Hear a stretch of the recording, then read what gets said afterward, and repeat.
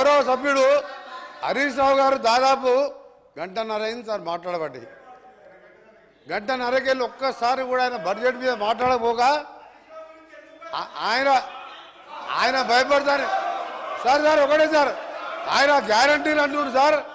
గౌరవ హరీష్ రావు గారు మాట్లాడిందంతా కూడా సభని తప్పుతో పట్టించేదిగా ఆయన మాట్లాడి చూస్తున్నాం సార్. గంటన్నరకెళ్ళి ఆయన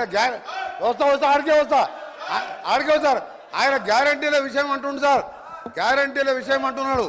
2001లో ఆయన పార్టీ పెట్టినప్పుడు సార్, కొండా లక్ష్మణ్ బాబుజీ గారి ఇంట్లో పార్టీ పెట్టినప్పుడు నేను తెలంగాణ పార్టీ పెడుతున్నాం, రాష్ట్రాన్ని తెలంగాణ వస్తే మొట్టమొదటి ముఖ్యమంత్రి దళితుడు అవుతాడు, దళితుడిని చేయలేకపోతే మెడ మీద తల తీసుకుంటా అని ఆ రోజు ముసలైనవి సార్.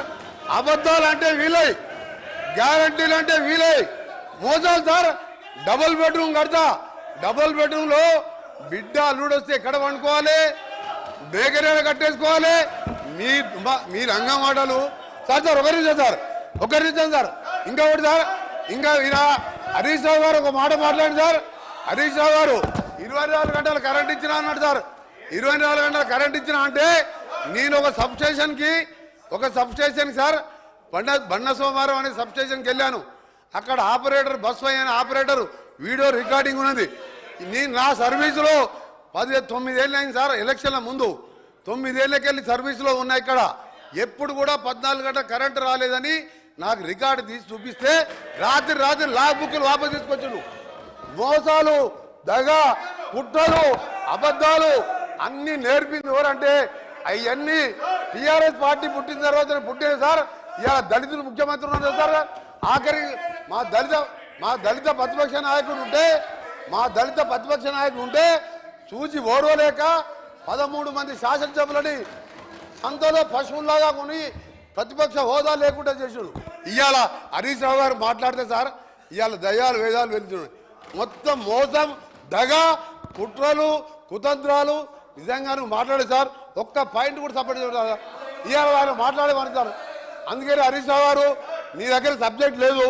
నేను అనుకోండి సార్, చివరిగా నిన్న టీవీలో చూసేవారు అంటే నిన్న కేసీఆర్ గారు ప్రెస్ మీట్లో సార్, కేసీఆర్ గారు మీడియా బయట పోయి రేపు కాంగ్రెస్ పార్టీ బడ్జెట్ మీద వచ్చి చీల్చి చెండాడుతా అంటే నేను 9 నెలలకే వచ్చి కూర్చున్నా సార్.